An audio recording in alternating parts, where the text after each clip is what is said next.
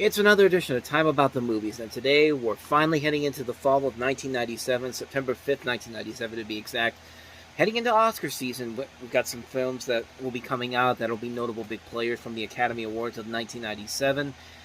This one's certainly not one of them, and neither is the other one, but we only have two movies to look at today, so I just did all that build-up for absolutely nothing. So, I mean, really, do you really expect an Academy Award winning anything from a Steven Seagal movie? I don't think so. Here's Fire Down Below. Beneath the gently rolling hills of Appalachia, a deadly secret burns. I got 50,000 barrels of cyanide rolling down there right now. Protected by the silence of a town living in fear. Young'uns are dying. People down here don't take to strangers. They do a hard day's work, go to church on Sunday, that's it. We have a special visitor to our community.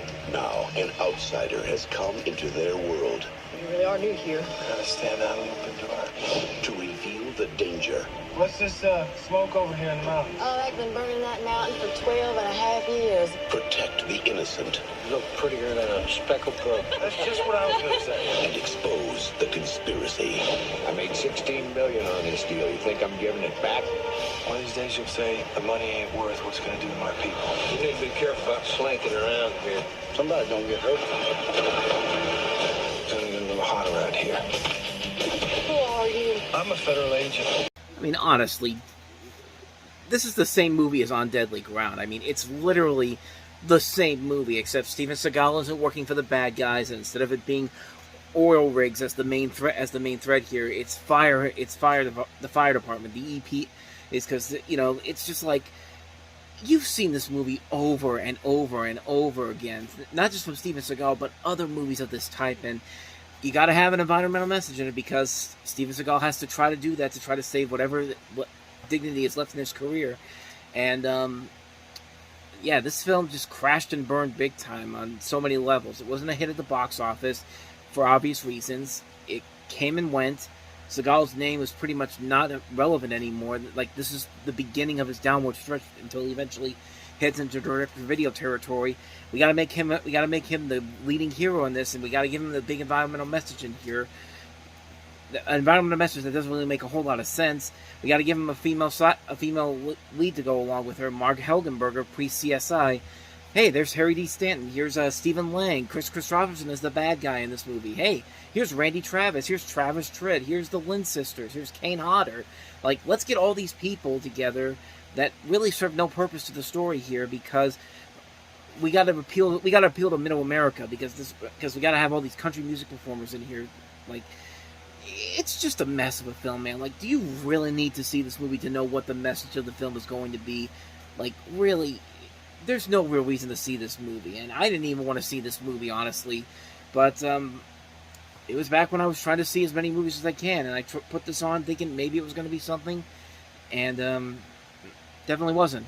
It was the only thing it was is one of the most boring movies I've ever seen. And like I said, it's basically just On Deadly Ground, except take the oil out and put fire in as the main threat of it. It's just like, there's just nothing here. There's nothing that interesting. There's nothing that engaging. There's just nothing there. It's just like, it's a boring movie. It's one of the most boring action movies you'll ever see, and there's been a lot of boring action movies out there, but this is one of the most boring ones ever. Nothing of interest happens in this movie, and you're only really watching this movie if you're still part of that slim fan club at this point of Steven Seagal's, which, like I said, had gone away, had pretty much been dying down by this point. Like, we're in the low point of his career as a leading actor. Like, this is just a couple years away from his direct-to-video era beginning, and he did not make one single movie from this point on that was even remotely memorable by any means necessary. And what more do I gotta say, man? Fire Down Below is a terrible, terrible movie. So, and this is gonna be a very quick one because I did not see the next movie here, but I'm already gonna assume it's a lot better than Fire Down Below is. It's Latin Boys Go to Hell.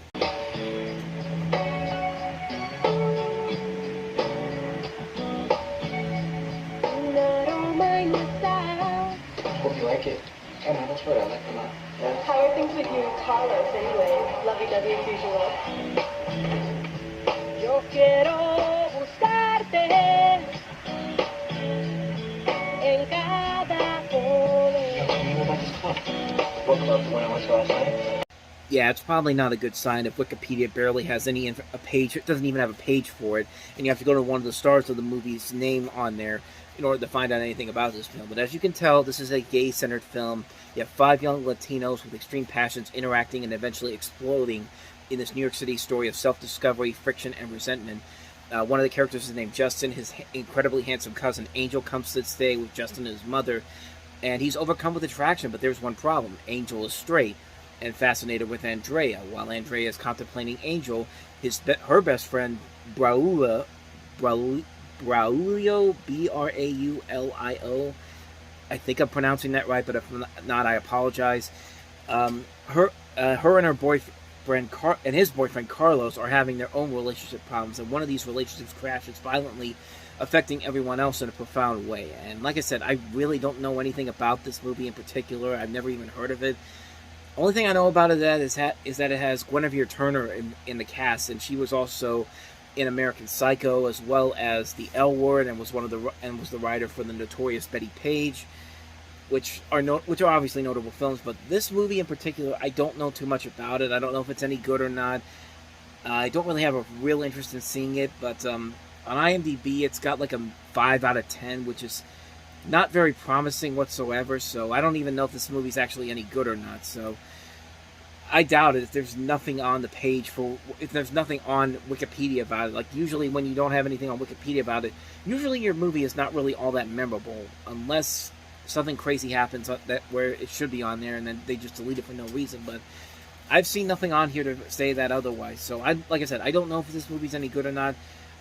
I don't really know for certain if it is any good. Maybe it is. Maybe Wikipedia is completely wrong on this. But if they're not doing anything, if they don't have a page on there to really show what this movie's about, that's probably all I need to know about this movie's lasting legacy, honestly. So that's Latin Boys Go to Hell.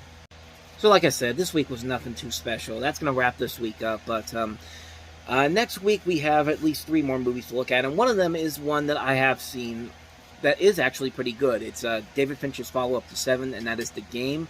We also have 2 other movies here, Different for Girls and Bandwagon. What am I saying? The movie is called Bandwagon. So 3 movies to look at next time around, and we'll delve into those on the next episode. So until then, thank you guys for watching this, and if you want to see more videos like this, please hit the playlist on the next page, check out the previous episode, and if you like what you see here, hit the like and subscribe button, and check out some of the other videos on there as well. With that said, thank you for watching. I'll see you guys next time. Until the next time I see you, take care.